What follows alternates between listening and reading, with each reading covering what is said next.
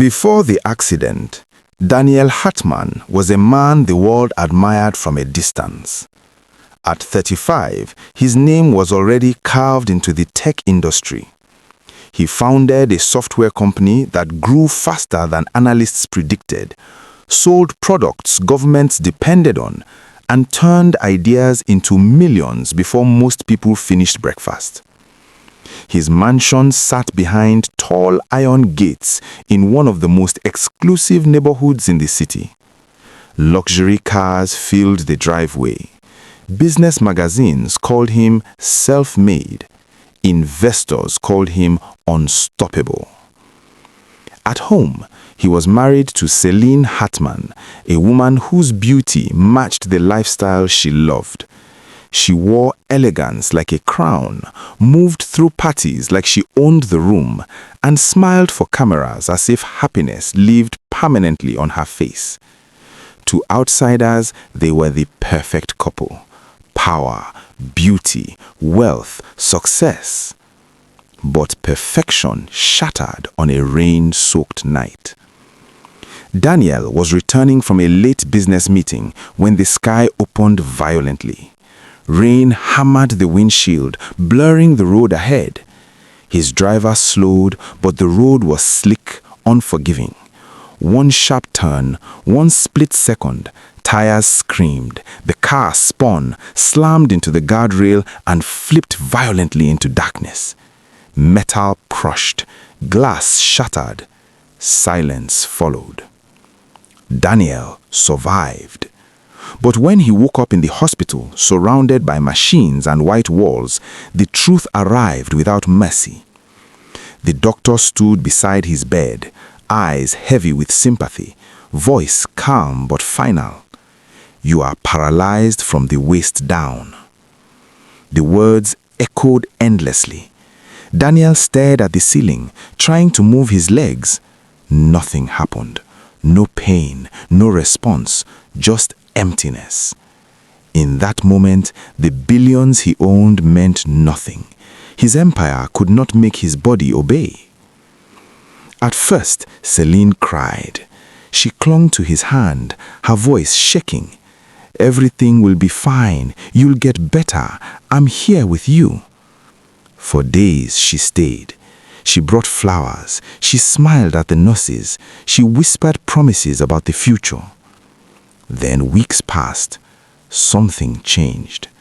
Celine began spending less time at the hospital. Her visits shortened. Her eyes wandered. She answered messages while Daniel spoke. Soon, she stopped coming altogether, claiming exhaustion, errands, meetings. Daniel noticed her social media still sparkled. Night outings, flashy photos, bright smiles. When he returned home in a wheelchair, the distance between them grew colder. One evening, he begged her to stay beside him. "I need you," he said quietly.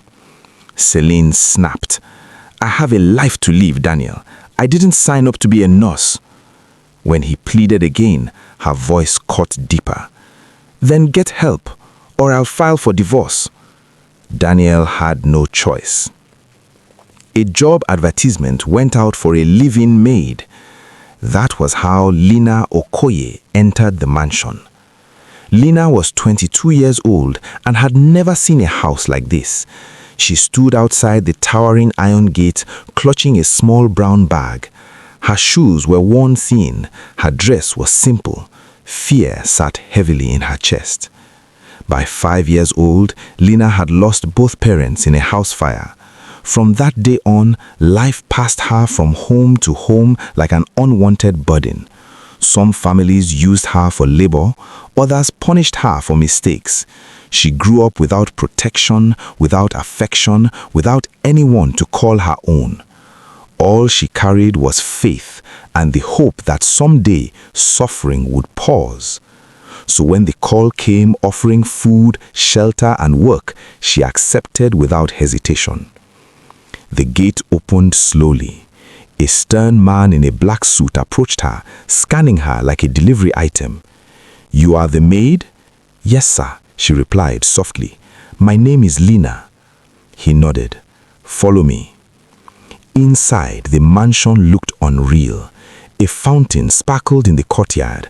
Luxury cars reflected sunlight. The house itself felt like something taken from a film. Yet, as Lena walked through the marble halls, she felt something cold beneath the beauty. Not air conditioning, sadness, silence, a heaviness that clung to the walls. They stopped before a large door. Whatever happens, the man warned, don't speak unless spoken to. He doesn't like noise. The door opened. Inside sat Daniel Hartman. He was in a wheelchair, wearing a plain white shirt and dark trousers.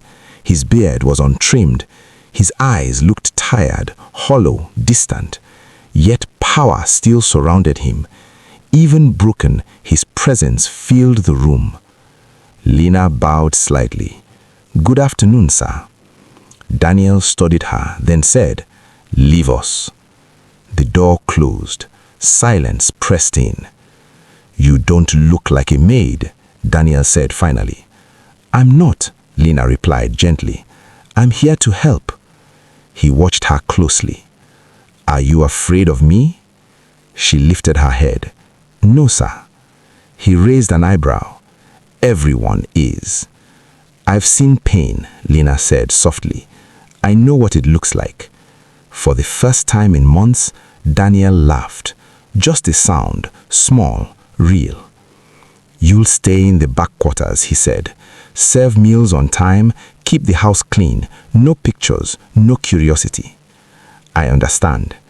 And if my wife gives instructions, obey her."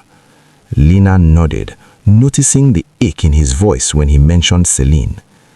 Later, she met Celine in the living room. The woman looked flawless. Designer clothes, sharp nails, eyes filled with contempt. "So, you are the maid?" "Yes, ma." "Clean the master bedroom twice daily. Miss one speck and you're out." "Yes, ma." "And don't get ideas. My husband is sick, not foolish." Lena swallowed her pride. That evening, she served Daniel dinner. "I hope it's okay," she said quietly. He tasted the food, paused, then looked at her. "This tastes like home." She smiled. "Thank you, sir." "You have kind eyes," he said, "and you have tired ones." That night, Lena knelt beside her bed and whispered, "I don't know why you brought me here, but please help this man find joy again." Down the hallway, Celine returned at dawn in a red dress, heels in hand, makeup smudged. Lena watched silently. Something was wrong in this house, and she had just stepped into the center of. Morning arrived quietly in the Hartman mansion, but nothing inside it felt peaceful. Lena was already awake before sunrise, sweeping the long hallway while the rest of the house slept. She liked the early hours. Fewer eyes, less tension, less pretending. At exactly 6 o'clock, the front door opened softly. Lena froze.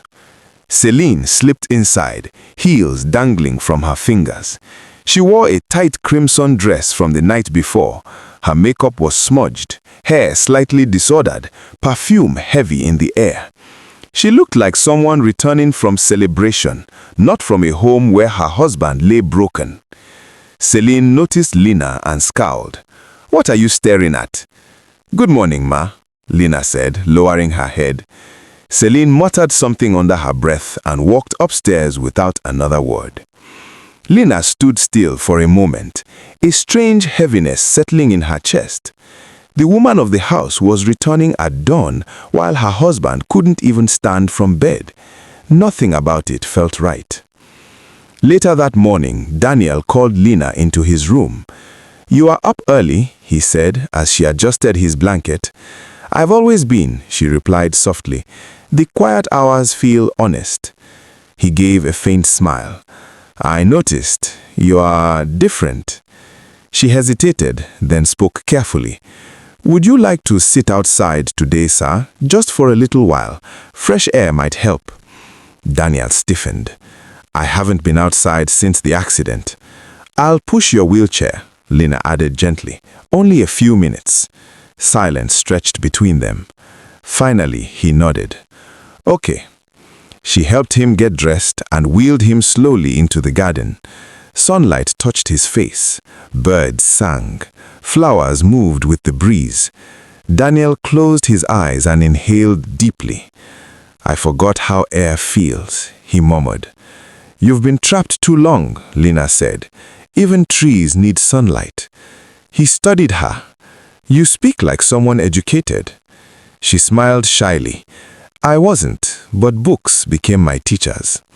They talked for nearly an hour, not about sickness or loss, but about simple things, stories, dreams, ordinary joys.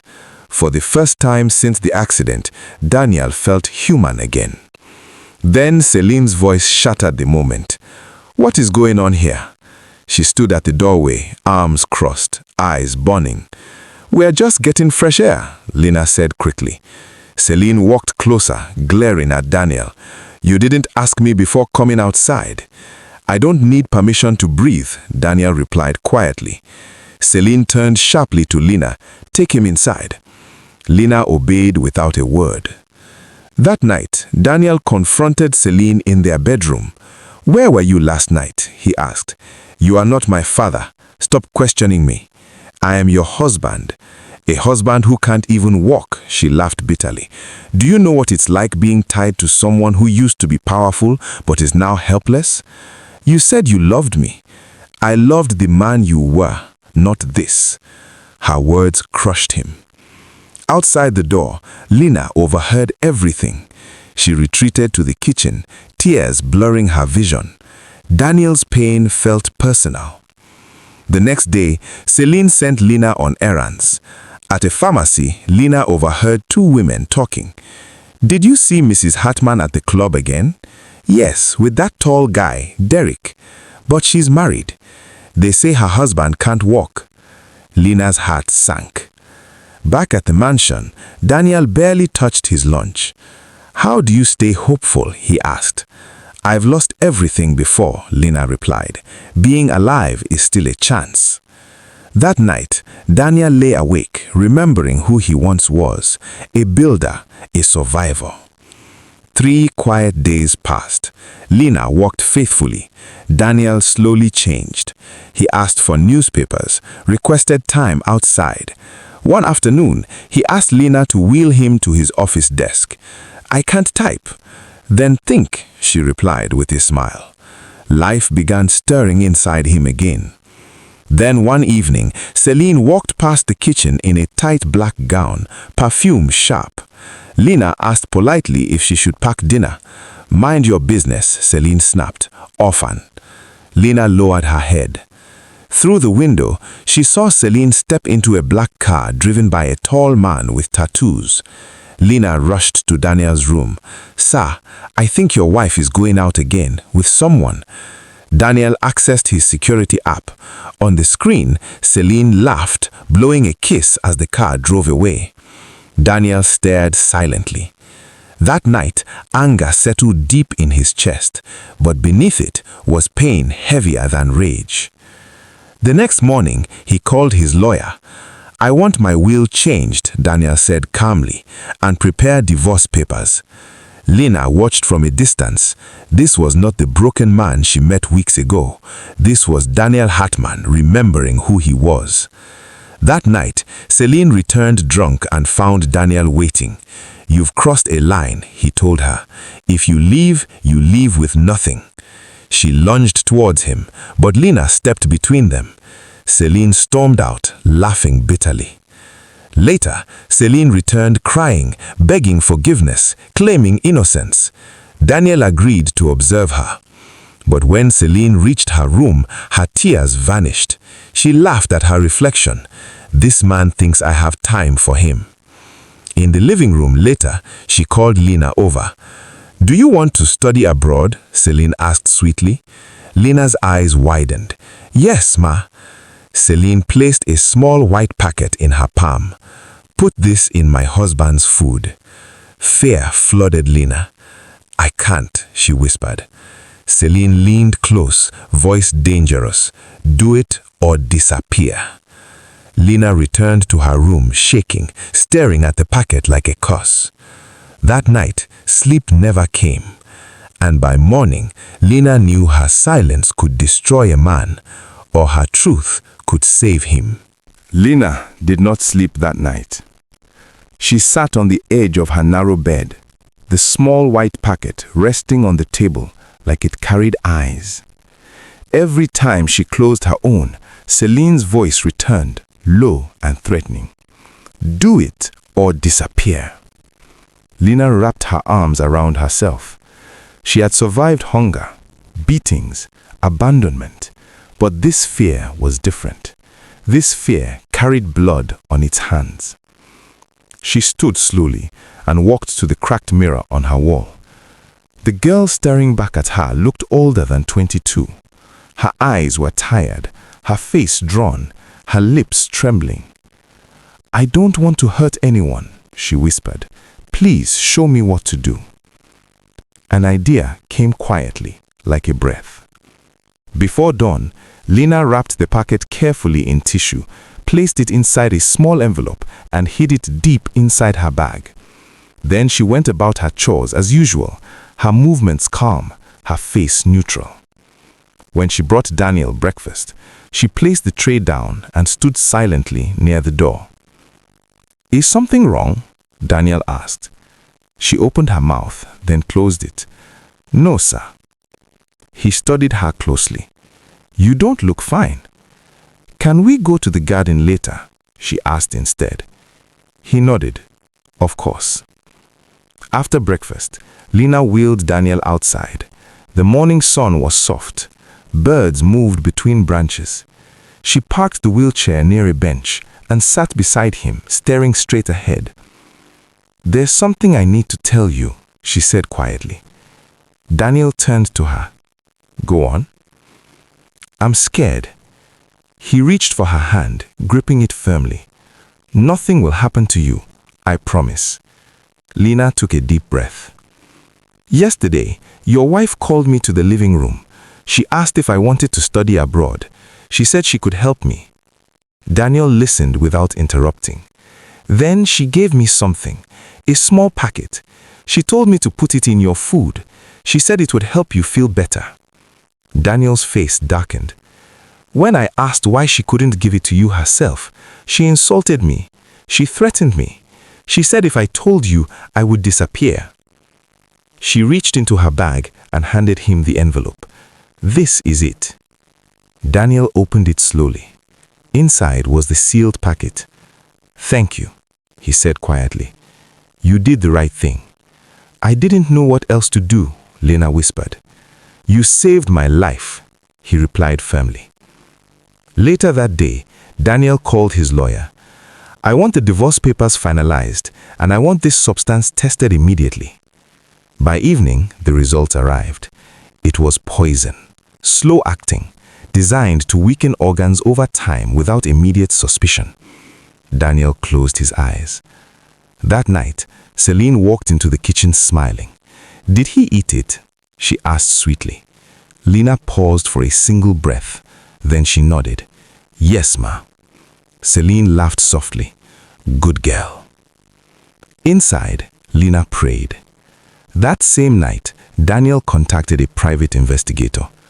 By morning, Celine moved through the house confidently, humming to herself, believing she had won. At 4 p.m., the doorbell rang.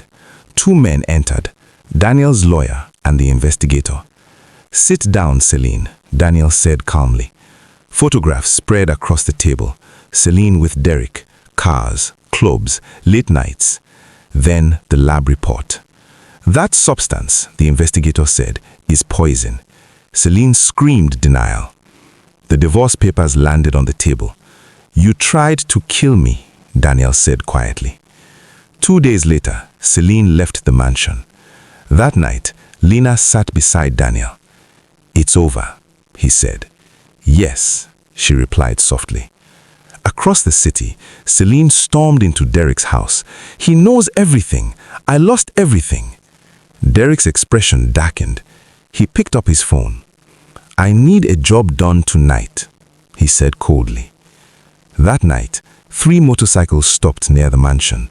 Inside, Lena heard a sound. Daniel checked the cameras. Masked men. He hit the alarm. Guards arrived. Shots rang. Police followed. The attackers confessed. Derek sent us. Weeks later, Celine and Derek stood in court, handcuffed. Guilty, the judge declared. Celine screamed as she was taken away. The mansion returned to silence. Healing began. One afternoon in the garden, Daniel wheeled himself beside Lena. "Will you marry me?" he asked, holding out a ring. She cried and said yes. Then Daniel stood. "I could walk for months," he admitted softly. "I needed to know who loved me and who loved my money." They smiled at each other. From ashes, truth rose. The days after Celine left the mansion passed quietly, but the silence felt different now. It no longer pressed down like a weight. Instead, it felt like a pause before something new. Daniel returned to routines with purpose. Each morning, he asked Lena to wheel him into the garden. Sometimes he sat in thought. Other times he read. He began making calls again, reviewing documents, speaking to executives who had long assumed he was finished. His voice grew steadier with every conversation. Lena noticed the change before anyone else did. "You are smiling more," she said one afternoon as she poured tea. Daniel glanced at her. "Because I finally see clearly." Yet, beyond the mansion walls, bitterness brewed. In a modest house across town, Celine paced the living room of Derek's place like a trapped animal. The furniture felt cheap compared to what she lost. The walls felt too close. "This is your fault," she snapped at him. "You promised me security." Derek scoffed. "You promised me money." "He threw me out," Celine hissed. "That girl is still there. She's taking my place." Derek leaned back, eyes narrowing. "So he chose a maid over you." Celine's lips trembled with rage. "She ruined everything." Derek picked up his phone and stepped aside, lowering his voice. "I need people who don't ask questions." When he returned, Celine was calmer. "What did you do?" she asked. "Something final," he replied. That night, darkness wrapped the Hartman mansion. Lena was in the kitchen wiping counters when she heard a faint sound near the back window. Not loud, careful, wrong. Her heart began to race. She switched off the kitchen light and moved quietly down the hallway to Daniel's room. "Sir," she whispered urgently, "something isn't right." Daniel was alert immediately. He reached for the tablet mounted beside his bed and opened the security feed. 3 masked men climbed over the back wall. Without hesitation, Daniel pressed the emergency alert. "Stay close to me," he said calmly.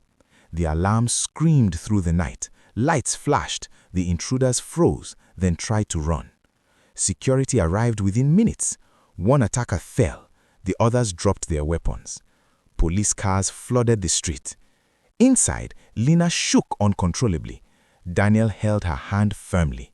"You are safe," he said. At the station, one attacker broke under pressure. "Derek sent us," he confessed.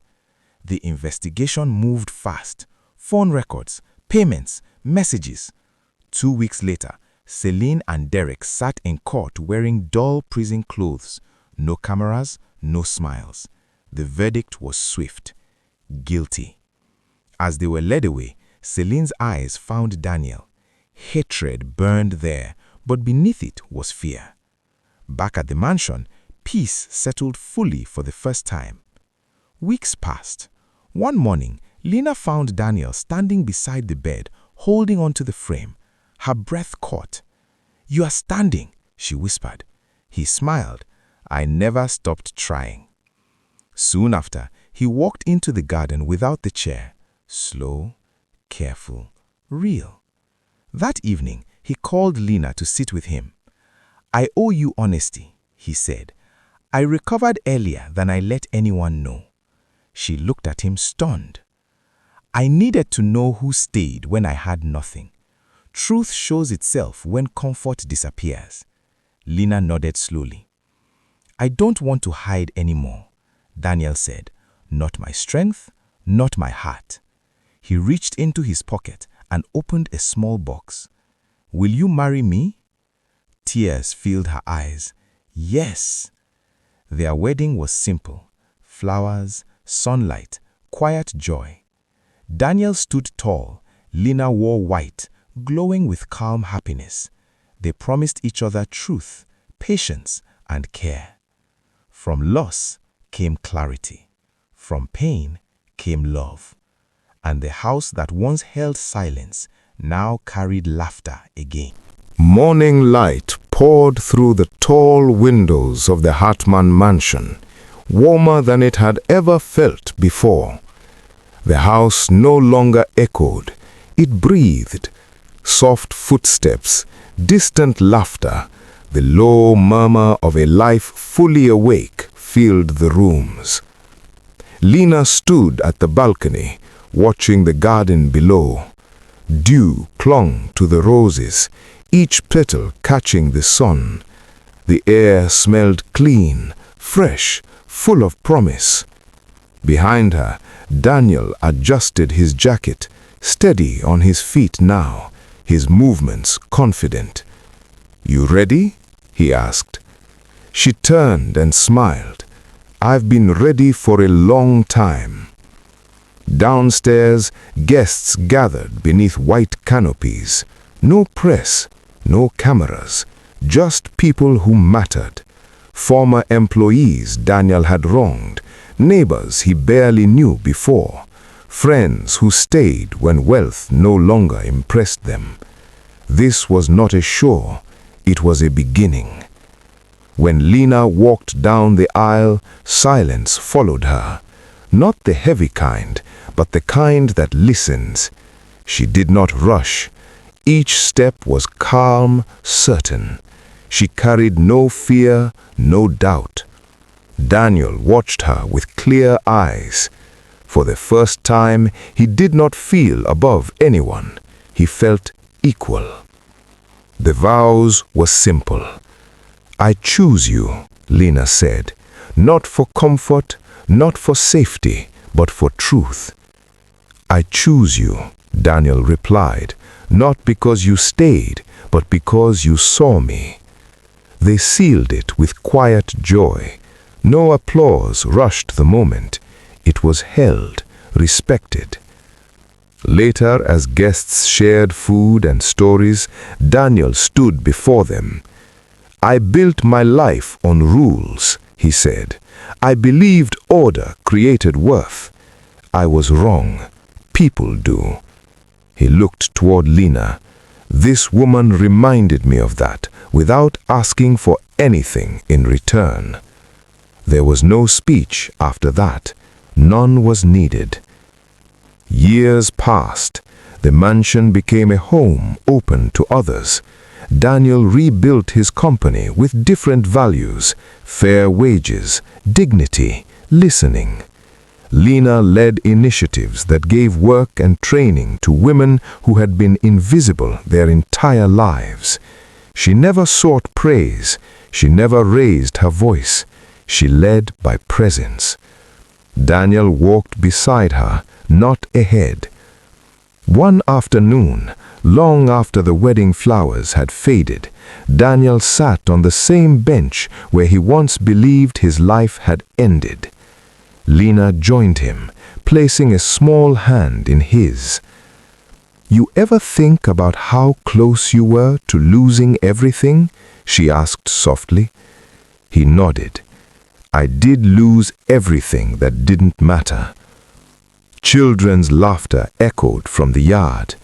Their daughter ran past, sunlight in her hair, her joy unburdened by power or fear.